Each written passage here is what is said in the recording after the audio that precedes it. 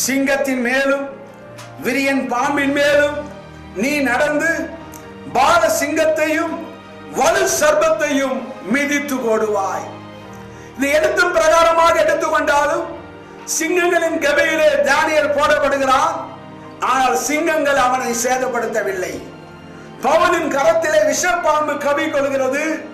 அந்த பாம்பு அவனை சேதப்படுத்தவில்லை. ஒன்று உங்களை சேதப்படுத்தாது என்று சொல்லுகிறார். இதோ தேள்களையும் சர்ப்பங்களையும் மிதிக்க நான் உங்களுக்கு அதிகாரம் கொடுக்கிறேன் என்று சொல்லுகிறார். துஷ்ட மிருகங்கள் மூலமாகவோ துஷ்ட ஜந்துக்கள் மூலமாகவோ விஷ ஜந்துக்கள் மூலமாகவோ நீ தாக்கப்பட மாட்டாய். அதிலிருந்து ஒரு பாதுகாப்பை தேவன் கொடுக்கிறார்.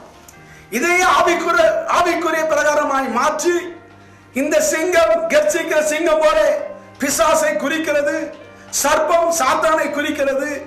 எப்படிப்பட்ட சாத்தானுடைய கிரியைகளையும் எப்படிப்பட்ட பிசாசனுடைய தாக்குதலையும் நீ மிதித்து போடும்படியாக கர்த்தர் உனக்கு அதிகாரம் கொடுத்திருக்கிறார். ஏனென்றால் பிசாசனுடைய கிரியைகளை அழிக்கும்படிக்கே தேவனுடைய குமாரன் வெளிப்பட்டு இருக்கிறார். ஆகவே எந்த விதமான சாத்தானுடைய கிரியைகளா இருந்தாலும் சரி அதை மிதிப்பாய்.